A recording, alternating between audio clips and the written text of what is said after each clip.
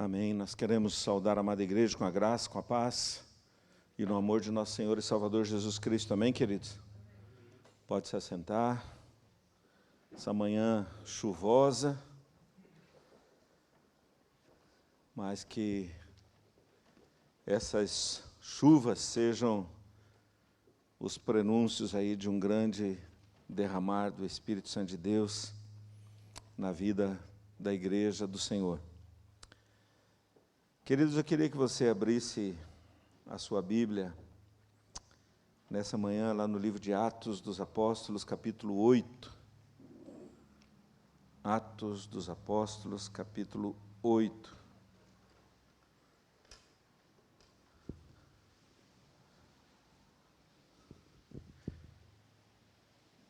Nós vamos ler dos versos 1 até o 25. No meio desse relato tem uma história que se identifica muito com a gente. E talvez muito importante para esse tempo que se chama hoje. Atos 8, dos versos 1 até o 25. Nos diz assim: Naquele dia levantou-se grande perseguição. O versículo começa, né? E Saulo consentia com a sua morte. Naquele dia levantou-se grande perseguição contra a igreja em Jerusalém, e todos, exceto os apóstolos, foram dispersos pelas regiões da Judéia e Samaria. Alguns homens piedosos sepultaram Estevão e fizeram um grande pranto sobre ele.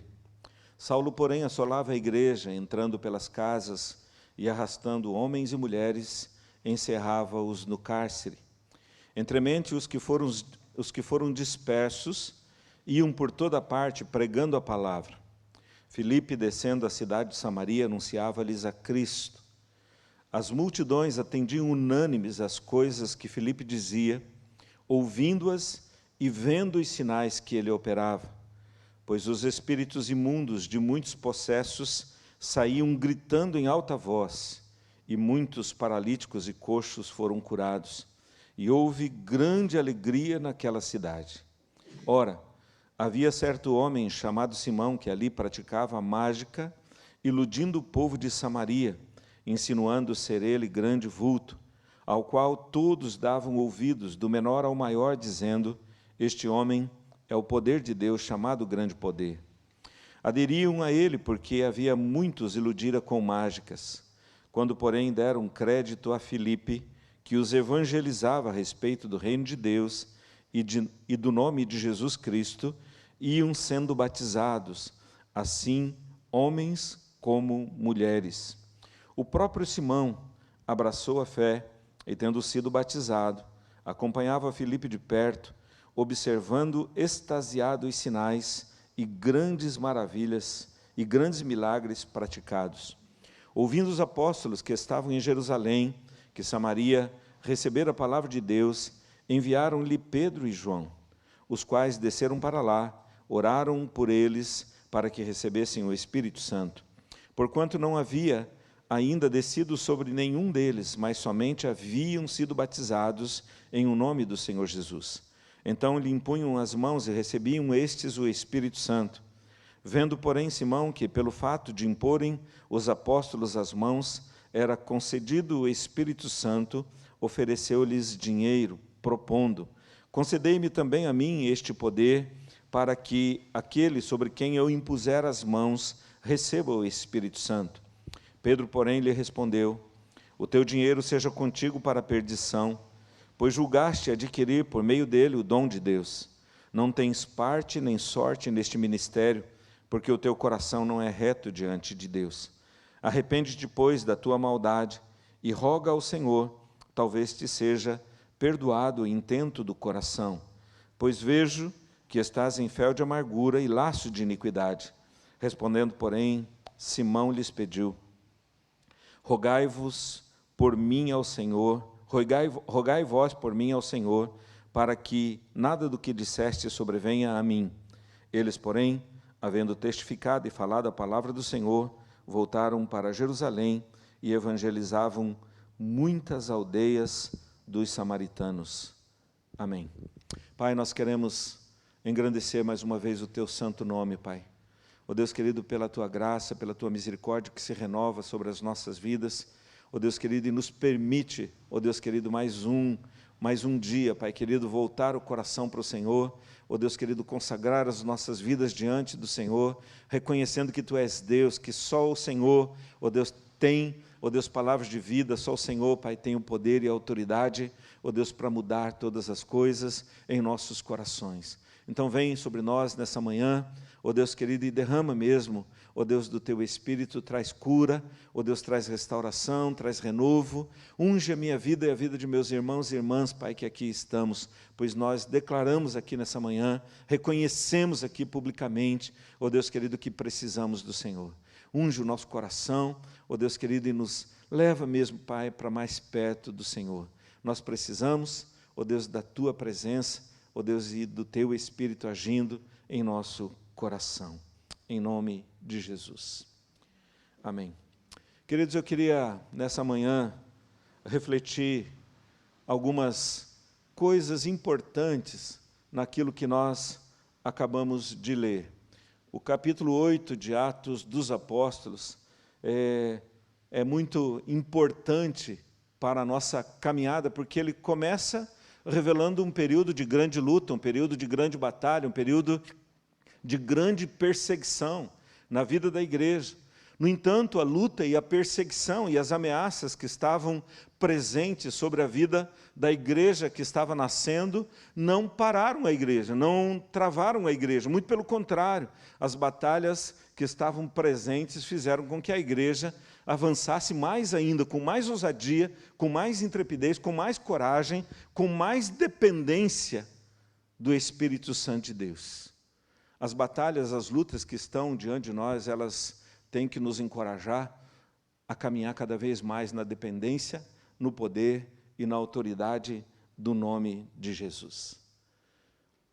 No meio dessa perseguição toda, e pela ousadia e a coragem dos nossos irmãos, nós percebemos que Deus ia realizando uma grande obra.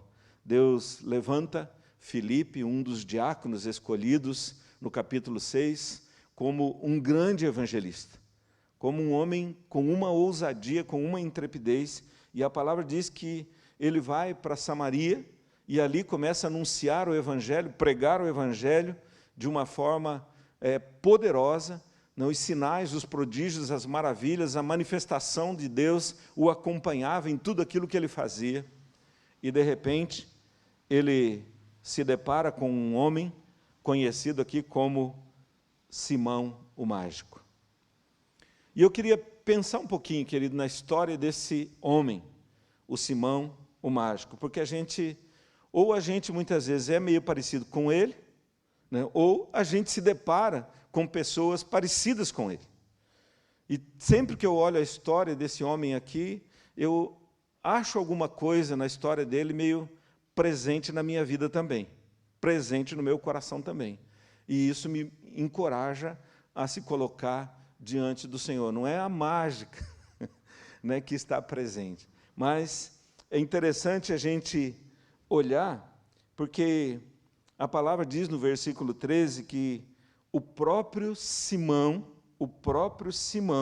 né, a partir do verso 13, diz ali que o próprio Simão abraçou a fé, foi batizado, ele foi impactado com a palavra, abraçou a fé, foi batizado, acompanhava Filipe de perto e ficava extasiado, maravilhado com os sinais e grandes maravilhas praticados. Quando a gente olha, querido, essa revelação a respeito desse homem, não parece um diagnóstico perfeito?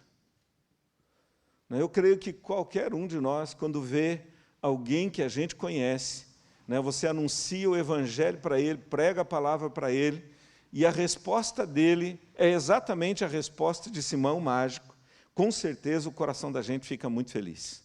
Né? Alguém que você anunciou, de repente abraçou a fé, alguém que você anunciou, decide ser batizado, alguém que você anunciou o Evangelho, não quer sair de perto de você, porque percebe que a presença do Senhor está ali, e alguém que ganha um coração, né, que se maravilha, fica maravilhado com o agir, com o poder, com a manifestação do Espírito Santo de Deus. Não é perfeito o diagnóstico? Né? Eu, com certeza, querido, me alegraria muito em ver essas coisas acontecendo na vida de muita gente. Agora, apesar da gente perceber um diagnóstico perfeito, no verso 21, a gente descobre algumas coisas importantes que eu acredito que muitas vezes está presente em nossos corações também. Quando Simão, maravilhado com tudo que Deus está fazendo, os apóstolos Pedro e João chegam, começam a orar pelas pessoas, e as pessoas começam a ser batizadas com o Espírito Santo. Ele, maravilhado com aquilo que ele está vendo, a palavra diz que ele oferece dinheiro para que pudesse também ter aquele poder, também receber aquele poder. E a resposta, né, que ele recebe dos apóstolos revela agora um outro diagnóstico. Num primeiro momento, abraçou a fé, foi batizado, acompanhava de perto, estava maravilhado com o mover de Deus. Agora o diagnóstico que ele recebe é que o coração dele não era reto diante de Deus, o coração dele não era reto, ou o coração dele não estava adequadamente tratado, o coração dele não estava adequadamente focado naquilo que Deus tinha para a sua vida. Apesar de ter abraçado a fé, apesar de ter sido batizado, apesar de desejar estar perto, apesar de se maravilhar com aquilo que os olhos dele enxergavam, os apóstolos percebem que tem algo no coração dele que ainda precisava de cura, que ainda precisava de restauração. E quando a gente olha, querido, a gente vai perceber que muitas vezes o que tira a gente do foco são as motivações erradas.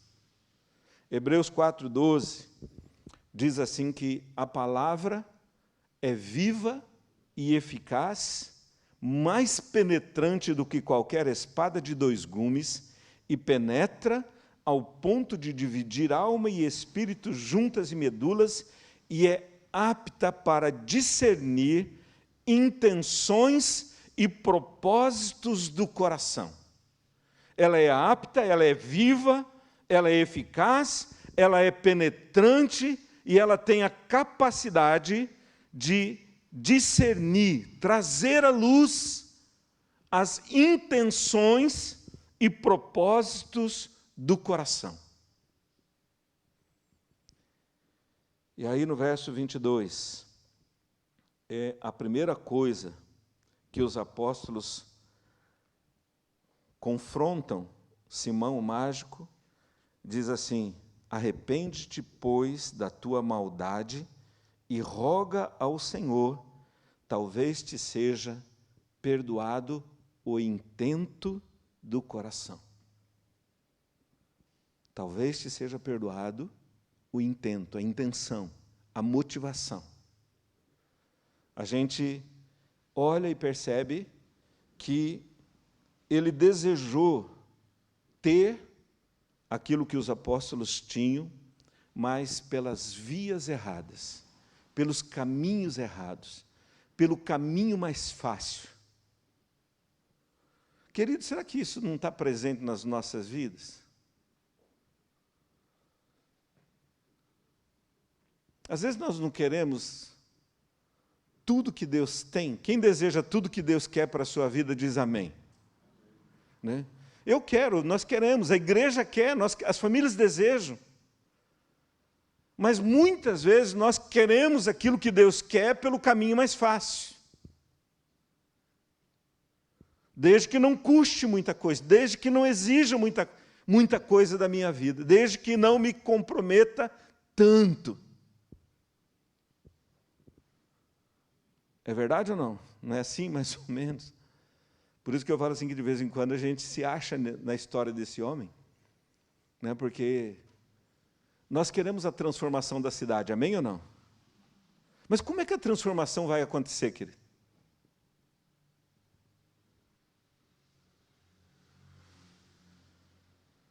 Nós queremos a transformação das famílias, nós queremos um monte de coisas, mas às vezes a nossa motivação está equivocada. O foco não está ajustado. E a gente precisa trazer isso para Deus. E quando a nossa motivação, é interessante que no versículo 23, o apóstolo Pedro levanta mais 2 lebres. Ele fala assim: arrepende-te, pois, da tua maldade, rogo ao Senhor, talvez te seja perdoado o intento do coração, pois vejo que estás em fel de amargura e laços de iniquidade. Vejo que estás em fel de amargura e laços de iniquidade. Eu penso que sempre que a minha motivação está equivocada, é quase que impossível o coração não ser dominado pela amargura. Porque uma motivação equivocada frustra. E uma frustração amargura o coração. E, de repente, a gente se torna prisioneiro daquilo que frustrou o nosso coração, daquilo que se tornou realidade nas nossas vidas. Será que tem crentes com motivações erradas? Será que tem crentes amargurados? E será que tem crentes presos em laços de iniquidade? Eu não posso duvidar da experiência de Simão, porque o texto diz anteriormente que ele tomou uma infinidade de decisões. Ele abraçou a fé, ele decidiu ser batizado. Talvez a gente diga assim: isso tudo foi empolgação. Mas eu penso que tem muita legitimidade nisso tudo, querido. O problema não é o início, o problema é o desenvolvimento, é como as coisas caminham, é como elas andam, é o que a gente vai desenvolvendo no caminho depois que a gente deu o primeiro passo. E aí a gente lida com uma infinidade de coisas, com uma infinidade de sentimentos que, com certeza, muitas vezes fazem com que a gente perca de vista aquilo que é do coração de Deus. Se a gente trouxer isso para a nossa realidade, quantas e quantas vezes a gente já passou por isso, e às vezes a gente pode conservar isso a vida inteira em nosso coração. E de repente a gente perde de vista aquilo que Deus deseja para o nosso coração. E a palavra de Deus está cheia de exemplos de homens de Deus que em algum momento passaram por essa experiência. Quando a gente dá uma olhadinha lá no livro de Êxodo, capítulo 18, nós encontramos a experiência de Moisés, né? E a palavra de Deus diz que Moisés está ali acompanhando o povo, aconselhando de manhã, de tarde, de noite, e Jetro vem ao encontro dele, e diz assim, fica alegre. O texto diz que Jetro se alegra com o mover de Deus, mas ele percebe que o coração de Moisés está a ponto de desfalecer. E ele diz: se você continuar assim, vai desfalecer. E se você desfalece, desfalece todo mundo. E aí ele lembra Moisés de algumas coisas. O versículo 19 e 20, ele fala assim: Moisés, você está deixando o essencial, você está deixando aquilo que verdadeiramente Deus te chamou para fazer. E no versículo 19 diz assim que Deus havia dado a ele a capacidade de representar o povo perante Deus, a intercessão, a oração, a busca, a consagração. Mas ele estava deixando de lado. E quando a gente vai deixando as coisas que Deus deu como direção para a gente, não tem jeito de não se desgastar. Porque você vai tentar substituir a direção que Deus deu com coisas da sua alma, do seu coração. E aí, querido, não tem jeito, a gente se afoga pelo meio do caminho. E Jetro exorta Moisés, dizendo assim que o desafio de representar o povo, de interceder pelo povo, de ensinar a palavra ao povo, de fazer com que eles soubessem o caminho em que eles precisavam andar e a obra que deviam realizar, estava sendo deixada de lado. Será que a gente deixa algumas direções de Deus de lado? Será, querido? Quantas coisas que Deus traz como direção e, de repente, a gente vai esquecendo essas direções. O próprio Jesus, em Mateus 7, até se você puder abrir a sua Bíblia lá, Mateus 7, dos versos 13 em diante, Jesus começa a dizer assim: entrai pela porta estreita, entrai pela porta estreita, larga é a porta e espaçoso o caminho que conduz para a perdição, e são muitos os que entram por ela. Porque estreita é a porta e apertado o caminho que conduz para a vida, e são poucos os que se acertam com ela. Se alguém coloca uma porta larga e uma porta apertada para nós, naturalmente a gente escolhe qual? É o que está acontecendo com o coração de Simão. Se fosse possível adquirir o poder de Deus da forma como ele propôs aos discípulos, era a porta larga ou não? É o caminho mais fácil. É o caminho mais atraente.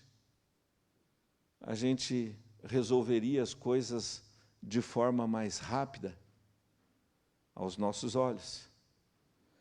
E aí Jesus diz assim: acautelai-vos dos falsos profetas, que se vos apresentam disfarçados em ovelhas, mas por dentro são lobos roubadores. Pelos seus frutos os conhecereis. Colhem-se porventura uva dos espinheiros ou figo dos abrolhos?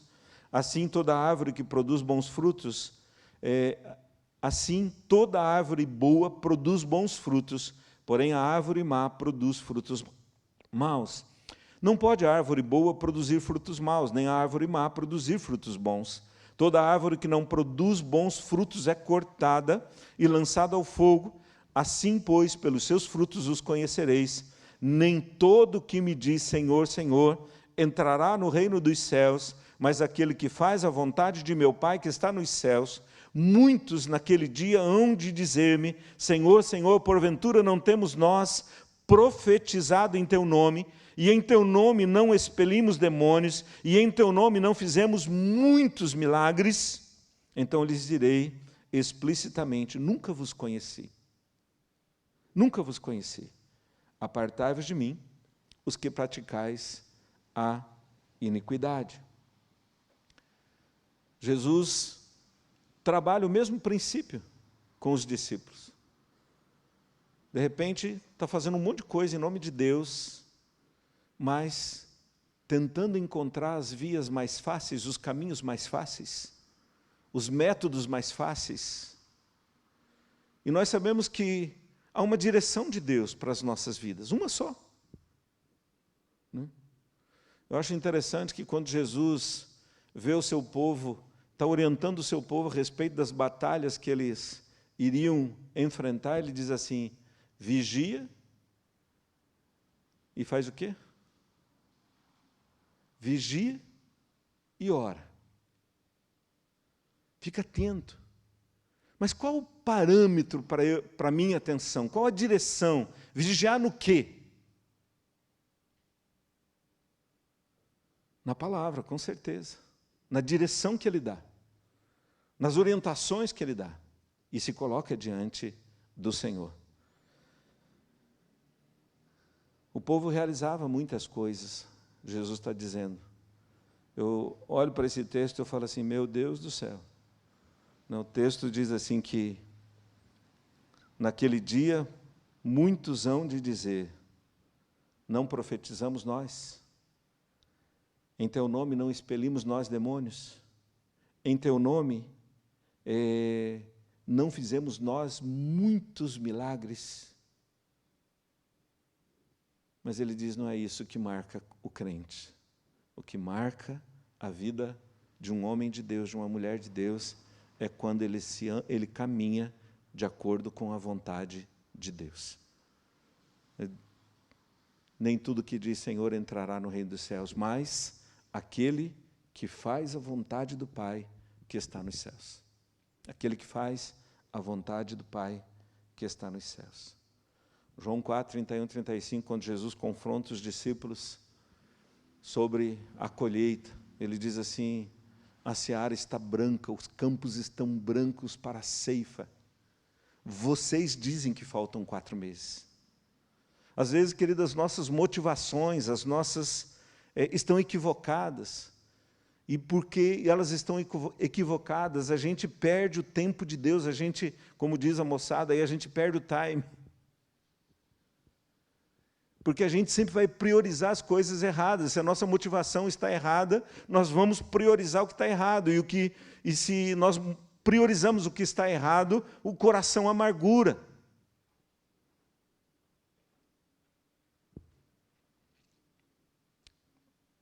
Qual a direção que Deus tem para as nossas vidas? E aí, né, olhando essa história,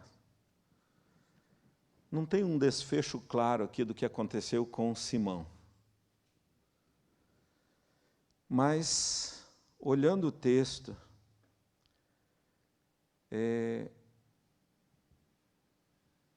um dia nós vamos saber claramente o que aconteceu com esse homem. Mas ele, no versículo 24, diz assim, respondendo, porém, Simão lhes pediu, rogai vós por mim ao Senhor, para que nada do que disseste sobrevenha a mim. Eles, porém, havendo testificado e falado a palavra do Senhor, voltaram para Jerusalém e evangelizavam muitas aldeias dos samaritanos.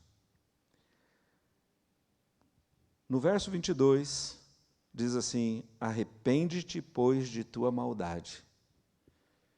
Simão recebe uma direção para que pudesse experimentar a cura, para que pudesse experimentar a restauração, para que pudesse experimentar o mover genuíno de Deus na sua vida.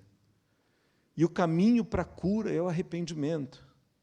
O caminho para a cura é o arrependimento. Se nós pararmos para pensar nisso, querido, os apóstolos percebem motivação errada, percebem coração amargurado, percebem que eles estão presos em laços de iniquidade. E uma vez eu ouvi um comentarista bíblico dizendo que iniquidade, na verdade, nada mais é do que não se permitir governar pelo Senhor. Não deixar o governo de Deus direcionar a sua vida. Ele diz isso é iniquidade.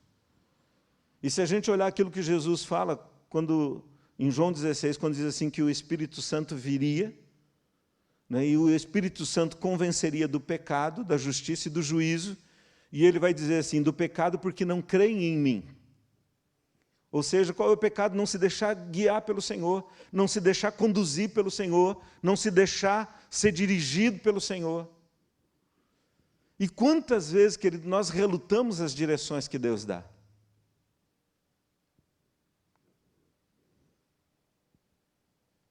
Aí Pedro aponta aqui para Simão: arrepende-te, arrepende-te. Simão se coloca diante deles e diz: orem por mim, para que eu possa experimentar. E aí o versículo seguinte fala assim, que havendo testificado e falado a palavra do Senhor, voltaram para Jerusalém. Eu penso que tem algo especial de Deus acontecendo aqui na vida desse homem também. Arrependimento, querido, sempre foi a marca da igreja do Senhor Jesus, desde o princípio dela. Quando Jesus iniciou o seu ministério, Mateus 4,17, a mensagem de Jesus foi a seguinte: arrependei-vos, porque está próximo o reino de Deus. Arrependei-vos.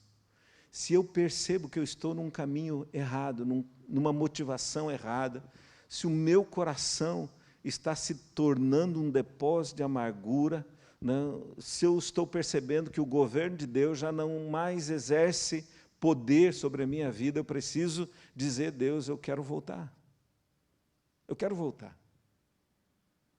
Eu quero recomeçar, eu quero retomar aqui a minha caminhada. Atos 3, 19 e 20, depois de uma cura gloriosa, Pedro e João foram usados por Deus para curar um enfermo, um coxo que estava na Porta Formosa, e eles são os instrumentos usados por Deus, e aquele coxo entra para o templo louvando, glorificando a Deus, e algumas pessoas questionam a cura, a bênção, às vezes produz desconforto, e as pessoas questionam, e Pedro começa a pregar e a anunciar, e as pessoas tentando olhar para Pedro e João como se eles fossem as autoridades, se o poder fosse deles. Ele diz: não, não é de nós, o poder não vem de nós, o poder vem de Jesus, aquele a quem vocês mataram, aquele a quem vocês crucificaram, aquele a quem vocês colocaram na cruz. E aí, no final, depois desse confronto todo, eles ministram: arrependei-vos, pois, e convertei-vos, para que sejam anulados os vossos pecados e venham então os tempos de refrigério pela presença do Senhor. Onde tem arrependimento, tem refrigério pela presença do Senhor. Onde tem reconhecimento de caminhos errados, tem refrigério pela presença do Senhor. Tem refrigério pela presença do Senhor. 2 Crônicas 7, 14, tão conhecido da vida da igreja, da vida do povo de Deus, diz assim: se a gente enfrentar algumas crises, se faltar isso, se faltar aquilo outro, se a peste vier, e o povo que se chama pelo meu nome se humilhar, orar, se converter dos seus maus caminhos e buscar a minha face, então eu ouvirei dos céus a oração que se faz nesse lugar, virei e sararei a sua terra. Virei e sararei a sua terra. Eu penso, queridos, que o arrependimento, ele produz cura. Pedro está ministrando o coração de Simão, dizendo: querido, a motivação do seu coração está errada. O coração se amargurou por causa da motivação errada. Você perdeu o foco em alguma coisa. Ele diz assim: se arrepende disso. Se arrepende disso. Será, querido, que nesse tempo a igreja do Senhor não está sendo chamada também ao arrependimento?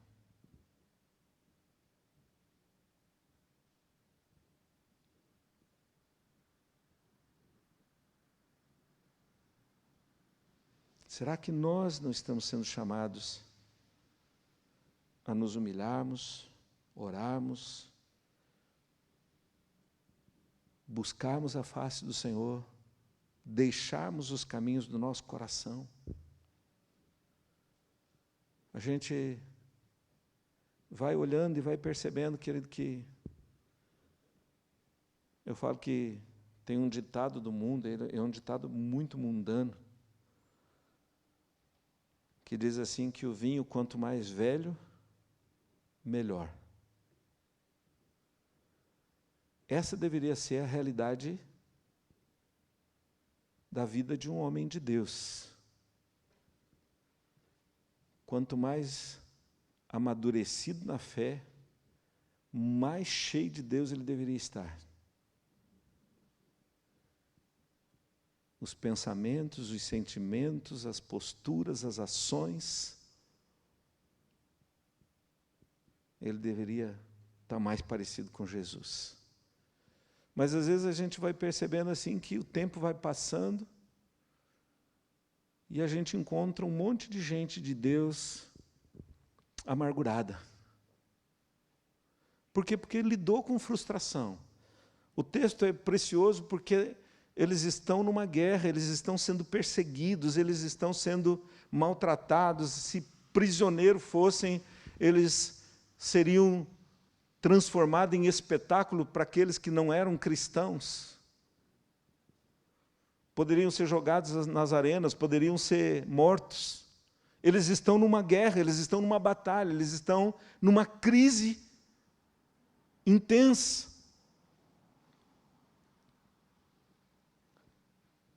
Mas a palavra diz no versículo 4, entremente os que foram dispersos iam por toda parte,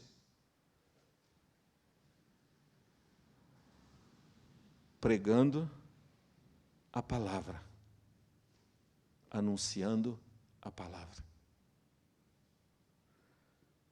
Tem alguma coisa que fez você parar? Eu já tive situações na minha vida que me fizeram parar.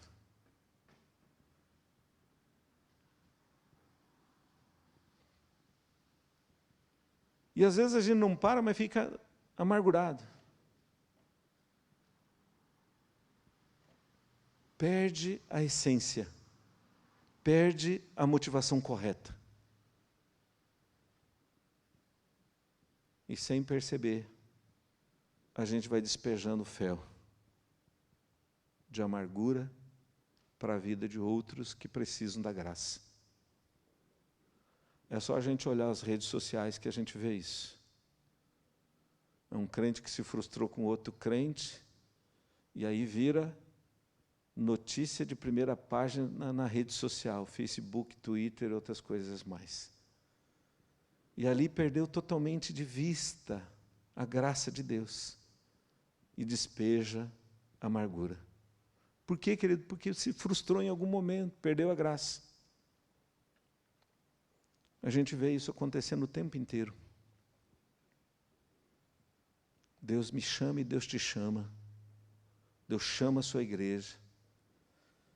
Eu creio que Deus deseja fazer o que Ele sempre quis fazer com a sua igreja. Ele não mudou de plano, Ele não mudou de estratégia, o tempo não muda o propósito de Deus, a pandemia não muda o propósito de Deus, a crise que está presente na terra não muda o propósito de Deus, porque ela está presente desde que o pecado entrou na humanidade. E a gente vem mudando de geração em geração, mas o desejo do coração de Deus é cumprir o seu propósito de uma forma plena, absoluta e profunda nesse tempo que se chama hoje. Eu queria que você ficasse em pé um pouquinho, querido.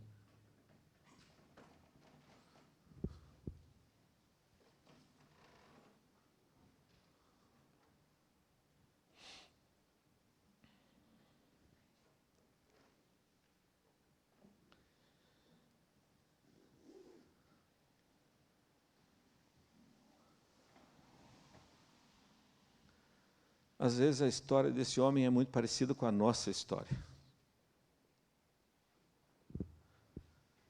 A gente abraçou a fé, A gente foi impactado, em algum momento a gente ouviu a palavra do Senhor e o Espírito de Deus operou de uma forma maravilhosa nas nossas vidas e a gente, movido por aquela ação do Espírito Santo, a gente abraçou a fé. A gente tomou a decisão de se batizar. Uma declaração pública daquilo que nós estávamos crendo. E a gente não queria sair de perto. Não queria sair de perto. Eu, quando me converti aqui, eu fui transferido para Campo Mourão. Toda terça-feira tinha uma reunião de oração aqui nessa igreja. Terça-noite. Juntava aqui um montão de pessoas para orar. 4, 5, 6 pessoas mais ou menos. Mas eu não queria sair de perto, eu estava em Campo Mourão e eu vinha de lá para cá, só para estar aqui naquele momento de oração. Não tinha carro, era de ônibus. Gastava 2h30 de lá para cá. E 2h30 porque no outro dia tinha que trabalhar lá. Para voltar, porque eu queria estar perto. E eu fico perguntando, querido, se fosse hoje, com carro, será que eu teria a mesma disposição?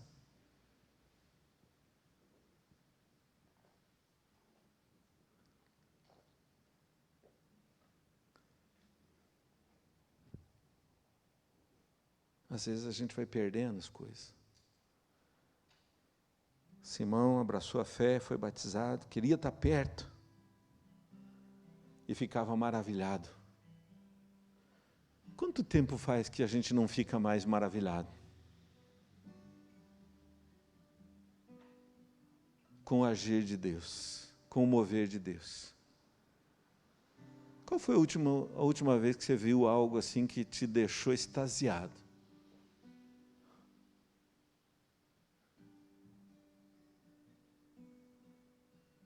É porque não está acontecendo ou é porque a gente não está vendo?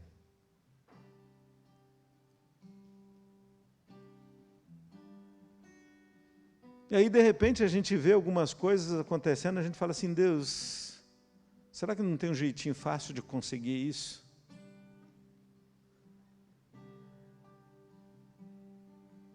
É claro que a gente é mais santo do que Simão, a gente não vai oferecer dinheiro.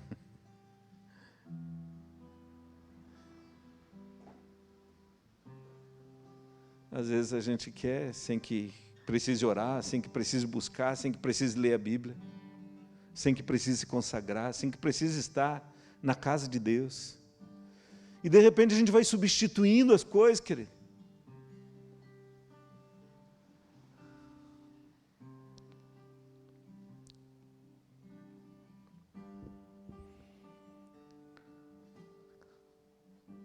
Mas graças a Deus, Deus é misericordioso. E quando Pedro aponta para Simão o equívoco,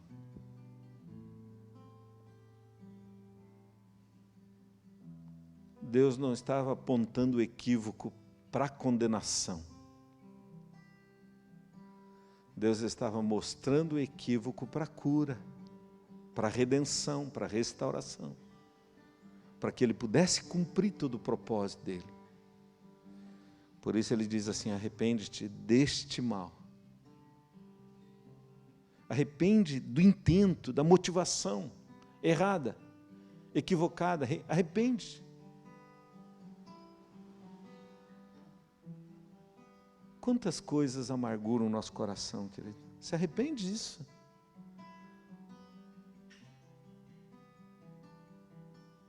A gente habita num mundo caído, a gente tem mais probabilidade de se amargurar com as coisas do que a gente imagina. A igreja é constituída de gente perfeitas, não é verdade?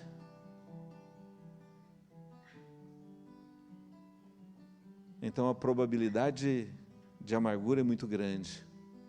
Mas só que a gente não se arrepende. A gente se torna juiz, julgador, ao invés de arrependimento. Por isso a gente não prova, de muitas coisas que Deus gostaria de fazer.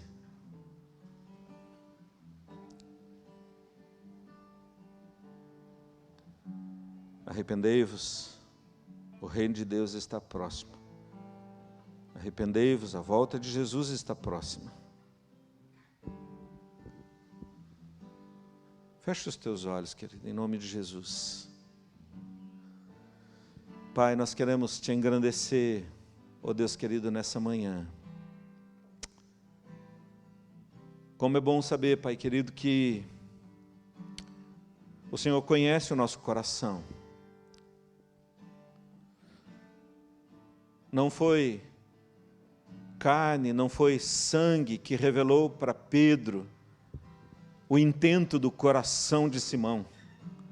Foi o teu Espírito, ó Deus querido, que revelou para o próprio Simão, ó Deus querido, uma intenção errada, uma motivação equivocada,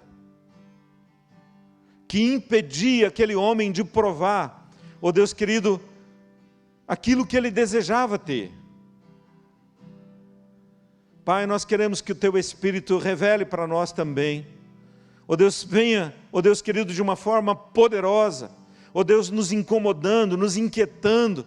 Ó Deus querido, fazendo com que a gente perceba, ó Deus querido, as motivações, ó Deus, equivocadas, os intentos equivocados, ó Deus, do nosso coração. Ó Deus, para que verdadeiramente, Pai, ó Deus, nós possamos ter o que o Senhor quer que a gente tenha. Ó Deus, viver aquilo que o Senhor deseja que a gente viva, Pai. Não é o Senhor que impede, Pai. Ó Deus querido, muitas vezes, ó Deus querido, nós, ó Deus, estamos, ó Deus, trazendo para o coração uma infinidade de coisas, Pai querido, que não são tuas, que não pertencem ao Senhor, que são coisas da nossa alma, ó Deus querido, que tentam, ó Deus, enganar o nosso coração, ou são coisas das trevas, ó Deus, que são depositadas em nossas vidas. Pai, nós sabemos que o Senhor deixou um caminho, deixou uma direção, ó Deus querido, e o Senhor nos chama, ó Deus querido, para ouvir a Tua voz, e se mover por ela, se mover pelo Teu Espírito, se mover pela direção que vem dos céus. Pai, não são as lutas, e esse texto prova para nós, ó Deus querido, que as lutas nunca limitaram a igreja, ó Deus querido, que as perseguições nunca puderam parar a igreja, ó Deus querido, que as opressões, ó Deus querido, nunca travaram o teu povo. Espírito Santo de Deus, sonda o nosso coração, Deus, porque às vezes, Pai, sem perceber, ó Deus querido, nós estamos, ó Deus, com o nosso coração cheio de amargura, porque algumas coisas não aconteceram como nós gostaríamos, ó Deus querido, porque algumas coisas, Pai, ó Deus querido, que nasceram nas trevas, nos atingiram, ó Deus, porque algumas coisas, Pai, ó Deus querido, não trouxeram a resposta que nós gostaríamos de ver, Pai. Por isso, Deus, em nome de Jesus, liberta-nos, liberta a Tua igreja. Nós clamamos, Pai querido, nessa manhã, que o Senhor traga para nós, Pai, um batismo de arrependimento, Pai. Ó Deus, para que nós estejamos totalmente consagrados diante do Senhor. Há planos do Senhor para a nossa vida, há propósitos do Senhor para a nossa família, há propósitos do Senhor para a Tua igreja, Pai. Ó Deus querido, nesse tempo de crise, de ameaça, ó Deus, e de decretos, Pai. Ó Deus querido, e nós te pedimos, Deus, ajuda-nos, Pai, a lidar com todas essas coisas, ó Deus querido, segundo o Teu coração. Pai, os Teus filhos lá atrás, no início da igreja, foram impedidos, ó Deus, de se reunirem, como diz Atos 2, diariamente nas casas e no templo. Eles foram impedidos, Pai, ó Deus, de dividir as coisas como acontecia naturalmente. E eles foram, ó Deus querido, tiveram que deixar suas casas, suas coisas, ó Deus, e ir para outros lugares. Mas nada disso impediu, ó Deus, que o Teu propósito, e Simão foi alcançado por causa do Teu propósito. E nós queremos Te pedir, Deus, Levanta-nos nesse tempo, Pai.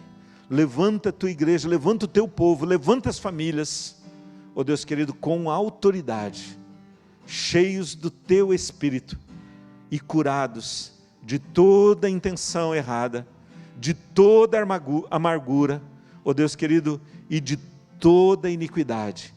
Que nós possamos, ó Deus, declarar aqui que Tu és verdadeiramente Senhor, e o Teu governo, ó Deus, está sobre nós, e nós, ó Deus, somos guiados pela Tua palavra, ó Deus, e podemos, por causa disso, ó Deus, enxergar as coisas, por pior que possam parecer, enxergar, ó Deus querido, com os Teus olhos, no poder do nome de Jesus. Aleluia, amém. Ajuda-nos em todas as áreas, no corpo, na alma, no espírito. Ajuda-nos, Pai, no material. Ajuda-nos, Pai, a lidar com todas as coisas, entendendo que todas elas pertencem ao Senhor antes de serem nossas, em nome de Jesus. Amém e amém.